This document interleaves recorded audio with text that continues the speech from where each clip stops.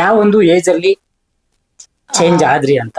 Okay, ನಾನ್ ಬಂದು like ನನ್ನ feelings ಎಲ್ಲ ಸ್ಟಾರ್ಟ್ ಆಗಿದ್ದು ನಾನು 12th ಓದ್ತಾ ಇರ್ಬೇಕಾದ್ರೆ ಎಲ್ಲ, ಅಂದ್ರೆ 7th 8th ಓದ್ತಾ ಇರ್ಬೇಕಾದ್ರಿಂದನೂ ಫೀಲಿಂಗ್ಸ್ ಎಲ್ಲ ಇತ್ತು. ಬಟ್ ಮನೇಲಿ ಹೇಳ್ಕೊಳಕ್ ತುಂಬಾ ಭಯ ಇತ್ತು.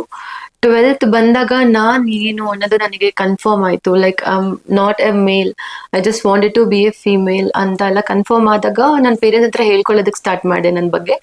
ಅಂದ್ರೆ ತುಂಬಾ ಸಲಿ ಮನೇಲಿ ಸಿಗಾಕೊಂಡಿದ್ದೀನಿ. ಲೈಕ್ ಹುಡುಗಿ ತರ ರೆಡಿ ಆಗಿ ಡ್ರೆಸ್ ಆಗೋದು, ಒಂದ್ಸಲಿ ಅರ್ಶನ ಹಚ್ಕೊಂಡು ಸ್ನಾನ ಮಾಡ್ಬೇಕಾದ್ರೆ ನಮ್ಮ ಅಪ್ಪನ ಹತ್ರ ಸಿಗಾಕೊಂಡು ತುಂಬಾ ಹೊಡೆದಿದ್ರು. ವಾಶ್ರೂಮ್ ಅಲ್ಲೇ ತುಂಬಾ ಹೊಡೆದಿದ್ರು. ಆತರ ಎಲ್ಲ ಸಿಗಾಕೊಂಡು ತುಂಬಾ ಸಲಿ ಸಿಗಾಕೊಂಡಿದ್ದೀನಿ ಫ್ಯಾಮಿಲಿ ಮೆಂಬರ್ಸ್ ಕೈಲಿ. ನಮ್ಮ ಅಮ್ಮನ ಕೈಲೂ ಅಷ್ಟೇ ದುಪ್ಪಟ್ಟ ಎಲ್ಲ ಹಾಕೊಂಡು ಡ್ಯಾನ್ಸ್ ಮಾಡ್ಬೇಕಾದ್ರೆ ಸಿಗಾಕೊಂಡು ಹೊಡೆಸ್ಕೊಂಡು ಎಲ್ಲ. ಆಮೇಲೆ 12th ನಾನು ತುಂಬಾ ಹಠ ಮಾಡಿದೆ ಪೇರೆಂಟ್ಸಿಗೆ, ನಾನು ಚೇಂಜ್ ಆಗ್ಲೇಬೇಕು ಅಂತ. ಅವ್ರು ಒಪ್ಕೊಂಡ್ಲಿಲ್ಲ.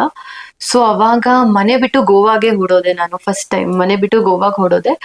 ಬಟ್ 1 ವೀಕ್ ಅಲ್ಲಿ ನಮ್ಮ ಮಮ್ಮಿದು ATM ಕಾರ್ಡ್ ಎಲ್ಲ ತಗೊಂಡು ಸ್ವಲ್ಪ ಅಮೌಂಟ್ ತಗೊಂಡು ಹೊಡೋಗಿದೆ. 1 ವೀಕ್ ಆದ್ಮೇಲೆ ಗೊತ್ತಾಯ್ತು ಸರ್ವೈವ್ ಮಾಡೋದಕ್ಕೆ